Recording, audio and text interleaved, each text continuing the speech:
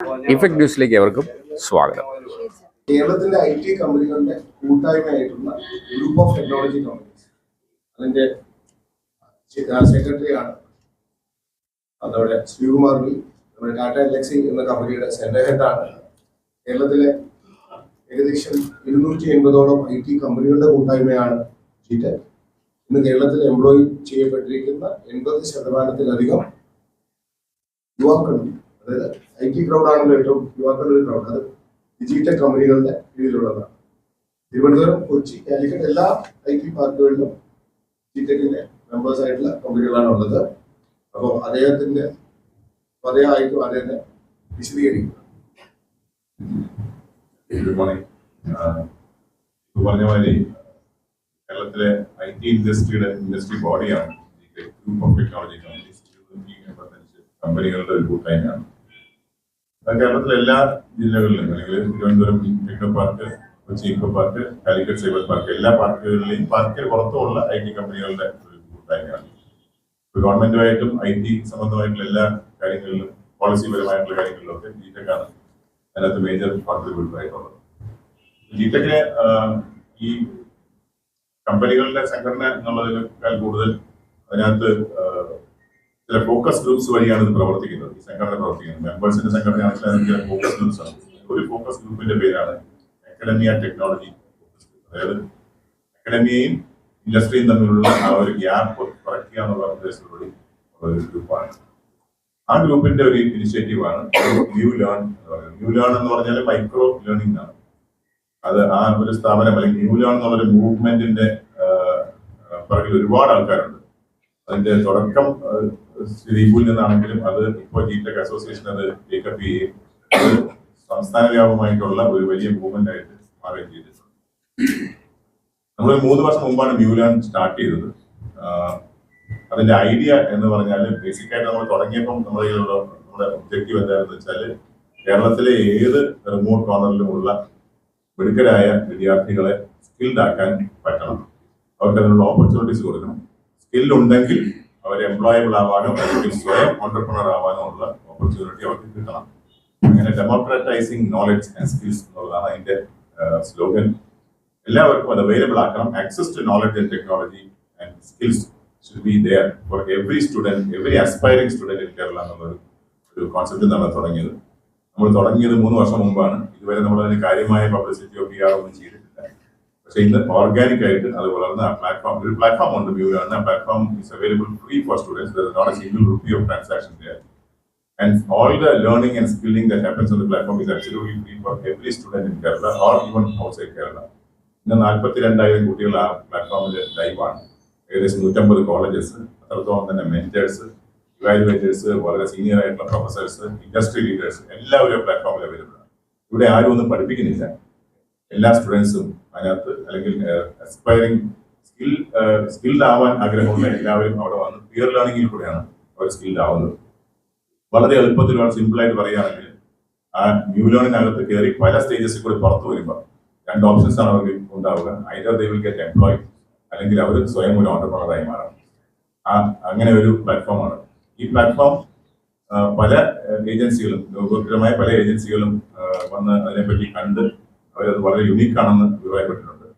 അപ്പൊ അതിനെ അടുത്ത ലെവലിലേക്ക് നമ്മളത് ഡെവലപ്പ് ചെയ്യാനുള്ള ശ്രമത്തിലേക്കാണ്. അപ്പൊ അടുത്ത ഒരു next face of new learn development ഇപ്പൊ ഈ പെർമ്യൂട്ട് എന്നുള്ള ഒരു ആനുവൽ ഇവന്റ് ആണ് ന്യൂ ലേൺ നടത്തുന്നത്. അത് എല്ലാവരെയും, ഈ ഇക്കോസിസ്റ്റത്തിലെ എല്ലാ സ്റ്റേക്ക് ഹോൾഡേഴ്സിനെയും ഒരുമിച്ച് കൊണ്ടുവന്ന് ഗവൺമെന്റ്, ഇൻഡസ്ട്രി, ബാക്കി സ്കില്ലിംഗ് ഏജൻസീസ്, സ്റ്റുഡൻസ്, അക്കാഡമിയ എല്ലാവരും ഒരുമിച്ച് കൊണ്ടുവന്ന് ഒരു സ്ഥലത്ത് കൊണ്ടുവന്ന് നമുക്ക് സ്റ്റേറ്റിന്റെ ടോട്ടൽ ആയിട്ടുള്ള ഡെവലപ്മെന്റിനെ വെച്ചുകൊണ്ടുള്ള ഒരു ഇവന്റ് ആണ് ഈ പെർമ്യൂട്ട്. കഴിഞ്ഞ വർഷവും പെർമ്യൂട്ട് ഉണ്ടായിരുന്നു.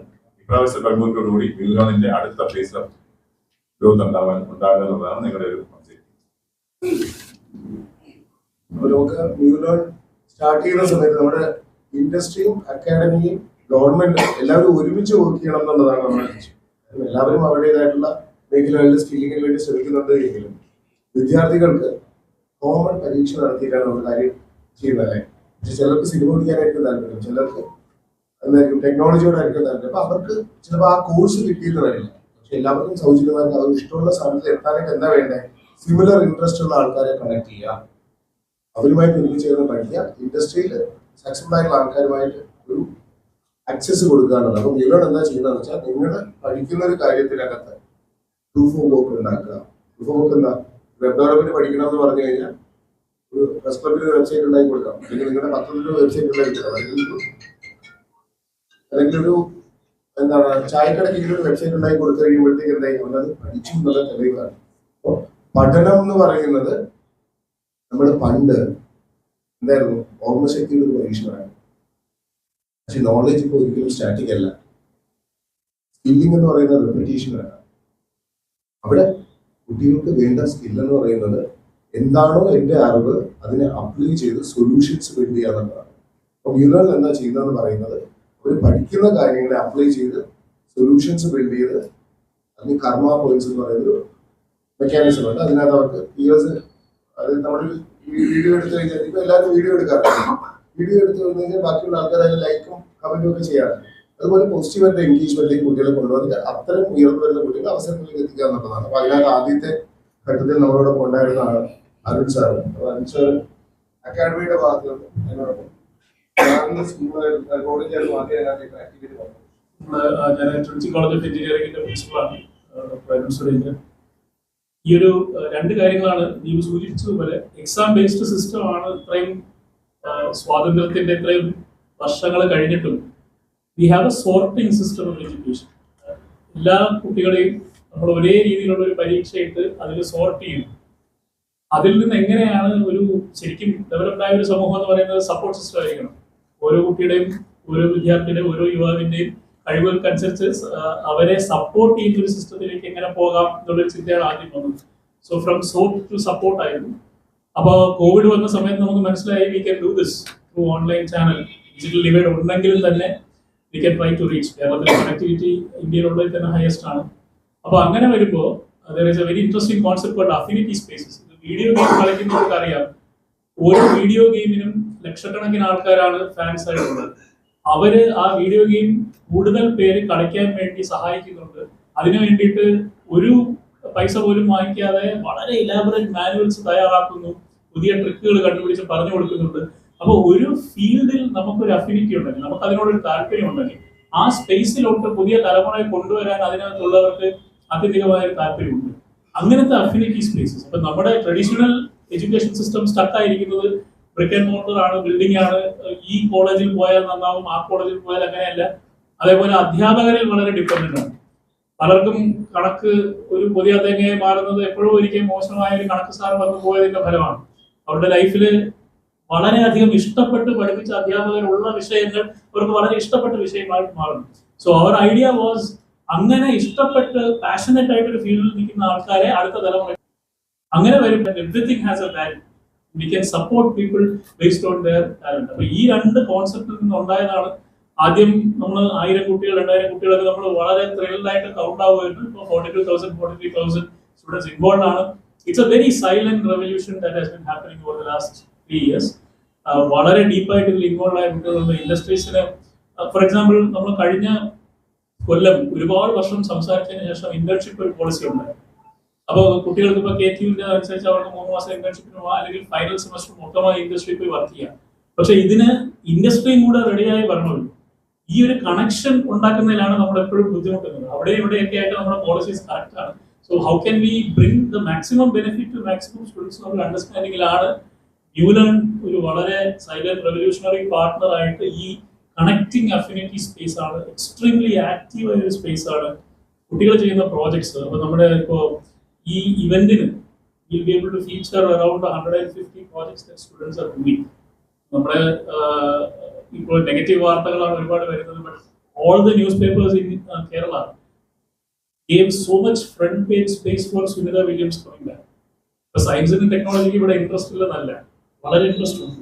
ഇപ്പൊ നമ്മുടെ കുട്ടികൾ ചെയ്യുന്ന, യുവാക്കൾ ചെയ്യുന്ന പ്രോജക്റ്റുകൾ 360 ദിവസം ഫോളോ ആക്കാനുള്ള വകുപ്പുണ്ട്.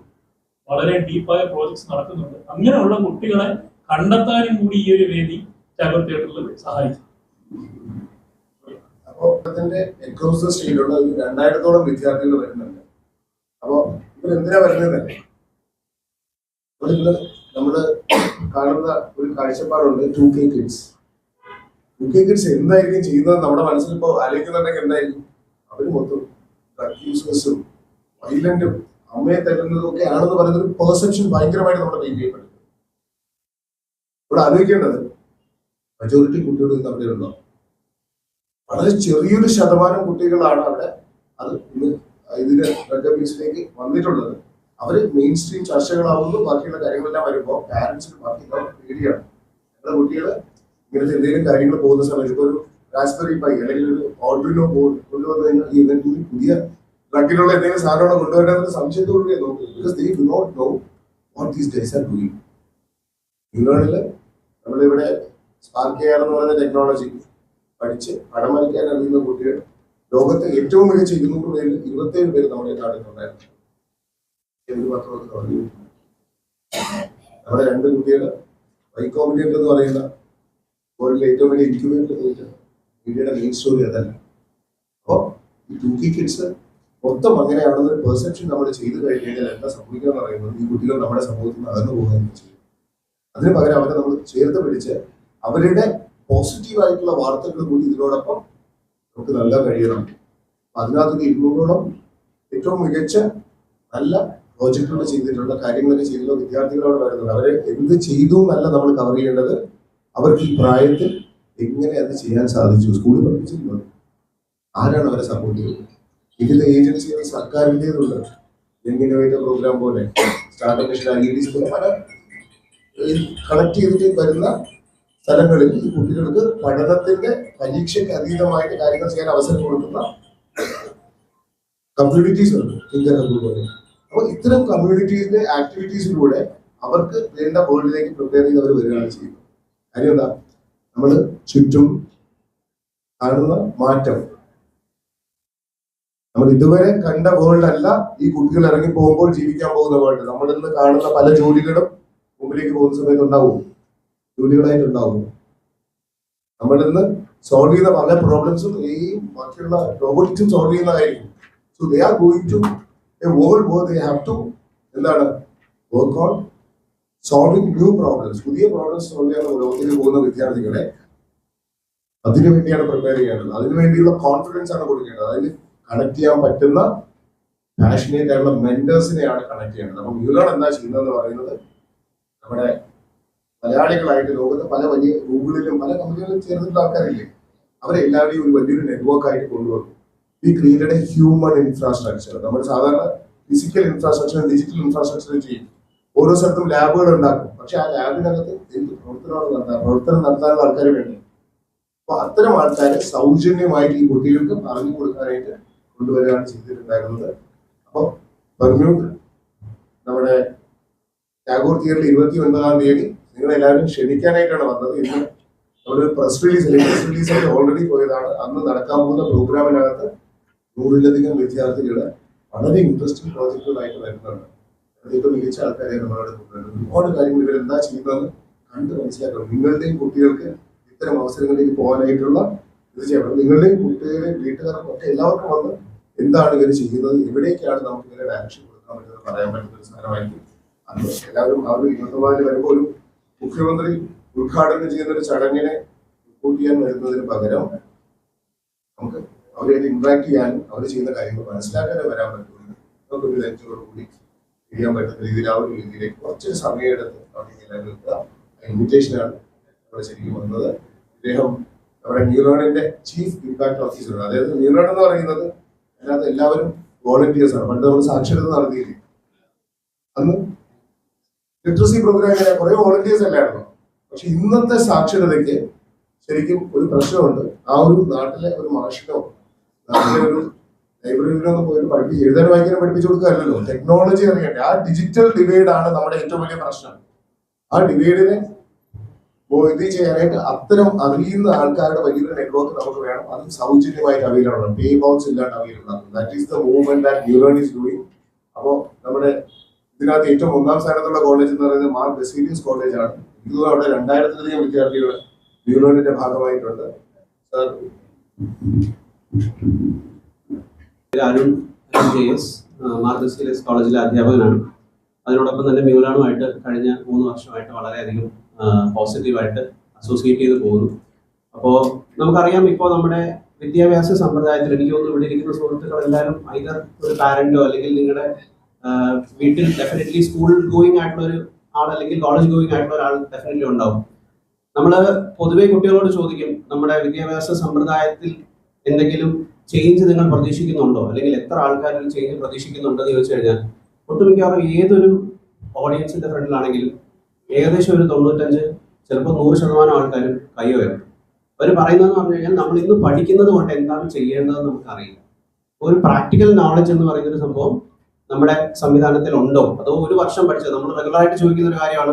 മിക്കവാറും എല്ലാ കുട്ടികളും ഹാർട്ടിന്റെ പടം വരയ്ക്കാൻ സ്കൂളിൽ നിന്ന് പഠിച്ചിട്ട് വരും. എന്നാൽ ഇപ്പോൾ ഒരു ഹാർട്ടിന്റെ പടം വരയ്ക്കാൻ പറഞ്ഞു കഴിഞ്ഞാൽ ആർക്കും തന്നെ അത് തിരിച്ച് റീകളക്ട് ചെയ്യാൻ കഴിയുന്നില്ല. എന്നാൽ അതൊന്ന് അവർ പഠിച്ച് വൃത്തിയായിട്ട് പരീക്ഷയ്ക്ക് എഴുതി മാർക്ക് മേടിച്ച് പോയതാണ്. എന്തുകൊണ്ടത് കഴിയുന്നില്ല എന്ന് പറഞ്ഞു കഴിഞ്ഞാൽ ഒരു താൽക്കാലികമായിട്ടുള്ള ഒരു മെമ്മറി സ്പേസിൽ അത് സ്റ്റോർ ചെയ്തു, അത് പരീക്ഷയിൽ എഴുതി കഴിഞ്ഞപ്പോഴേക്കും അത് ഉപേക്ഷിച്ച് അടുത്ത കാര്യം അവിടെ ലോഡ് ചെയ്യുന്നു എന്ന് പറയുന്ന ഒരു മോഡലിലാണ് ഇവർ പോകുന്നത്. അപ്പൊ അതുകൊണ്ട് തന്നെ ഇവരുടെ താല്പര്യങ്ങൾ, എന്നാൽ അതേസമയം ഇവര് ഒരുപാട് സമയം ചെലവഴിക്കുന്ന ചില വെബ് സീരീസുകളോ അല്ലെങ്കിൽ ഈ പറയുന്ന ഗെയിമിംഗ് പോലെയുള്ള കാര്യങ്ങളിലോ ആ താല്പര്യം അവർ കണ്ടെത്തുന്നതുകൊണ്ട് അവർക്ക് വളരെയധികം സമയം അതിൽ ചെലവഴിച്ചു കഴിഞ്ഞാൽ അവർക്കൊരു ബോറടി തോന്നുന്നില്ല. അപ്പോൾ പഠിക്കുന്ന കാര്യങ്ങളെ നമുക്ക് എങ്ങനെ ഇതുപോലെ എന്റർടൈനിങ് ആയിട്ട് കൺവേർട്ട് ചെയ്യാം എന്നുള്ളതാണ് നമുക്ക് ന്യൂ ലേണിലൂടെ ശരിക്കും കഴിഞ്ഞ 3 വർഷമായിട്ട് സാധിച്ചു വന്നിട്ടുള്ള ഒരു കാര്യം.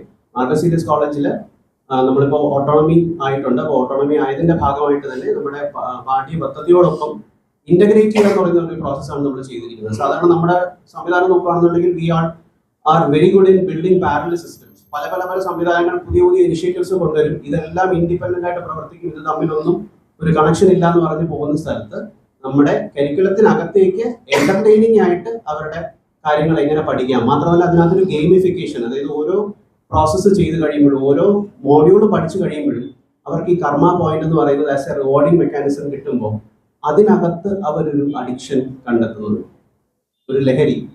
നമ്മളിപ്പോൾ ലഹരിയെ കുറിച്ച് നെഗറ്റീവായിട്ട് പറഞ്ഞുകൊണ്ടിരിക്കുമ്പോൾ എന്ത് ചെയ്യരുത് എന്നുള്ളത് നമ്മൾ റെഗുലറായിട്ട് നമ്മൾ കുട്ടികളോട് പറയുന്നുണ്ട്. പക്ഷെ അറ്റ് ദ സെയിം ടൈം എന്താണ് ചെയ്യേണ്ടത് എന്നുള്ളത് കാണിച്ചു കൊടുക്കുക എന്ന് പറയുന്നതാണ് ന്യൂറോൺ ഇപ്പോൾ ചെയ്യുന്നത്. അപ്പോൾ പഠനം എങ്ങനെ ലഹരിയാക്കി മാറ്റാം എന്നുള്ളതാണ് കഴിഞ്ഞ ഒരു 3 വർഷമായിട്ട് ഈ 40-42,000 കുട്ടികൾ ചെയ്ത് കൊണ്ടുവന്ന് അതിന്റെ റിസൾട്ട്സ് ആയിരിക്കും നമ്മുടെ പെർമ്യൂട്ട് പോലുള്ള ഇവന്റുകളിൽ നമുക്ക് കാണാൻ കഴിയുന്നത്. അപ്പോൾ ഇവിടെ ഇരിക്കുന്ന എല്ലാ സുഹൃത്തുക്കളും പെർമ്യൂട്ടിന് വന്ന് നമ്മുടെ കുട്ടികൾ എന്താണ് ചെയ്യുന്നത്, ഈ പറയുന്ന 2K കിഡ്സ് എന്താണ് ചെയ്യുന്നത്, അതിലേക്ക് നമുക്ക് കൂടുതൽ കുട്ടികളെ എങ്ങനെ കൊണ്ടുവരാം, നെഗറ്റീവ് ആയിട്ടുള്ള ന്യൂസുകളിലേക്ക് പോകാതെ അവരെങ്ങനെ എന്താണ് അവർ ചെയ്യേണ്ടതെന്നുള്ളത് നമുക്ക് കുറച്ചുകൂടി ആക്റ്റീവായിട്ട് അവരിലേക്ക് വിഷ്വലൈസ് ചെയ്യിപ്പിച്ച് കാണിച്ചു കൊടുക്കാം എന്നുള്ളതായിരിക്കും പെർമ്യൂട്ട് കൊണ്ടുള്ളത്. ഒരു അവസാനത്തെ ഒരു പോയിന്റ് കൂടി പറഞ്ഞിട്ട് നമുക്ക് അവസാനിപ്പിക്കാം. അത് ഞങ്ങൾ അവൈലബിൾ ആയിട്ടുണ്ടാവും. നിങ്ങൾക്ക് ഒരു വാട്സ്ആപ്പ് ഗ്രൂപ്പ് ക്രിയേറ്റ് ചെയ്യുന്നത്, നിങ്ങൾക്ക് എന്ത് സംശയം ഇൻഡസ്ട്രിയുമായിട്ട് സംബന്ധിച്ച് എന്തുണ്ടെങ്കിലും സപ്പോർട്ട് ഉണ്ടെങ്കിൽ ഞങ്ങൾ അതിനകത്ത് അവൈലബിൾ ആക്കുന്നതാണ്. രണ്ടാമത്തെ ഒരു കാര്യം എന്ന് പറയുന്നത് ഡ്രഗിനെതിരെ ഒരു massive drug free Kerala campaign group of technology companies മുന്നോട്ട് നയിക്കുന്നുണ്ട്. കഴിഞ്ഞ 3 വർഷമായിട്ട് നമ്മൾ ഇത്തവണ 7,500ഓളം പേര് പങ്കെടുത്ത ഒരു മാരത്തോൺ ഉണ്ടായിരുന്നു. നിങ്ങൾ എല്ലാവരും കവർ ചെയ്തിട്ടുണ്ടാവാം.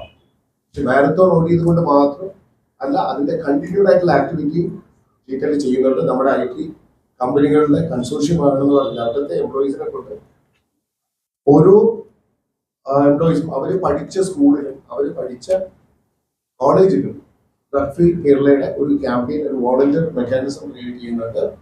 സെക്കൻഡ് വൺ, അതായത് നമുക്ക് 1-2 പേര് ഇതിനെതിരായിട്ട് നിൽക്കുന്ന സമയത്താണ് അവർ അറ്റാക്ക് ചെയ്യപ്പെടുകയോ ആക്രമിക്കപ്പെടുകയോ ചെയ്യുന്നത്. നമുക്ക് ലക്ഷക്കണക്കിന് ആൾക്കാർ ഒരുമിച്ച് അണിചേരുന്ന യുവാക്കൾ ഡ്രൈവ് ചെയ്യുന്ന ഒരു ഡ്രഗ് ഫ്രീ കേരള ക്യാമ്പയിൻ നമ്മളവിടെ ലോഞ്ച് ചെയ്യുന്നുണ്ടാവും. രണ്ടാമത്തെ ഒരു കാര്യം നമ്മൾ കമ്പനീസിനോട് എല്ലാവരോടും ആവശ്യപ്പെടുന്നത്, നമ്മുടെ ഹയർ ചെയ്യാൻ പോകുന്ന സമയത്ത് അവരേക്ക് ഒരു കൺസെന്റ് ഒരു ഡിക്ലറേഷൻ വാങ്ങാൻ പറ്റുമോ എന്നുള്ളതാണ്. എന്താണ്, ഞാൻ കെമിക്കൽ സബ്സ്റ്റൻസ് അബ്യൂസ് ചെയ്യുന്നില്ല, ഞാനത് ചെയ്യുകയാണെങ്കിൽ അത് ടെസ്റ്റ് ചെയ്യാനായിട്ട് ടെസ്റ്റിങ്ങിന് വിധേയനായി ഞാൻ സന്നദ്ധനാണ് എന്ന് പറയുന്നത്. അതായത് നമ്മൾ ഇന്നത്തെ ഏറ്റവും വലിയ പ്രശ്നം എന്ന് പറയുന്നത് ഡ്രഗ്സിന്റെ അവൈലബിലിറ്റി അത്രത്തോളം ഇവിടെ നാട്ടിലുണ്ട് എങ്കിലും അത്രയും വിദ്യാർത്ഥികൾ അതിലേക്ക് എത്തിയിട്ടില്ല, യുവാക്കൾ അതിലേക്ക് എത്തിയിട്ടില്ല. പക്ഷെ അതിന്റെ ഒരു ട്രാൻസ്മിഷൻ വളരെ വേഗത്തിലാണ്. പക്ഷെ അവിടെ ഒരു ഡിറ്ററൻസ് നമുക്കിടാം, ഒരു പേടി ഉണ്ടാക്കാൻ പറ്റട്ടെ. അതായത് ഹെൽമെറ്റ് വെച്ചില്ലെങ്കിൽ തലപൊട്ടുമെന്ന് നമുക്കറിയാമെങ്കിലും തെറ്റി അടിക്കുന്നതുകൊണ്ടാണ് നമ്മൾ ഹെൽമെറ്റ് വെച്ചിട്ട് പോകുന്നത് പറയുന്ന പോലെ ഒരാൾ നിന്നോട് ഡ്രഗ് ഉപയോഗിക്കാൻ പറയുമ്പോൾ ഇവര് പറയണം എനിക്ക് ജോലിക്ക് തടസ്സമുണ്ടാവും, അല്ലെങ്കിൽ അത് കണ്ടുപിടിക്കപ്പെടുമെന്നൊരു ഫിയർ നമുക്കവിടെ ക്രിയേറ്റ് ചെയ്യാൻ പറ്റണം. IT industry is coming and taking a bold stand that V will B ensuring നമ്മളിനി ഹയർ ചെയ്യുന്ന ആൾക്കാർ സബ്സിഡി സർവീസ് ചെയ്യുന്നവരെ ഹയർ ചെയ്യുന്നുണ്ടെങ്കിൽ അതിനകത്ത് അവരെ അത് ടെസ്റ്റ് ചെയ്യാനുള്ള കൺസെന്റ് വാങ്ങിയിട്ടാണ്. We will be requesting all the other industry also to do that, because collectively together നമ്മൾ ഒറ്റക്കെട്ടായിട്ട് ഈ മഹാമാരിയെ നേരിടണമെന്നുള്ളതാണ്. അതായത് ബ്ലഡ് വന്നപ്പോൾ എന്താണ് സംഭവിച്ചത്? നമ്മളെല്ലാവരും ഒരുമിച്ച് നിന്നു. കോവിഡ് വന്നപ്പോൾ എന്താ സംഭവിച്ചത്? നമ്മളെല്ലാം ഒരുമിച്ച് നിന്നു. അതുപോലെ ഒരു മഹാമാരിയാണിത്. We will be staying together to fight against drug free Kerala. Thank you. വാർത്തകളും വിശേഷങ്ങളും ഇവിടെ അവസാനിക്കുന്നില്ല. കൂടുതൽ വാർത്തകളും വിശേഷങ്ങളുമായി വീണ്ടും കണ്ടുമുട്ടുന്നതുവരെ നന്ദി, നമസ്കാരം.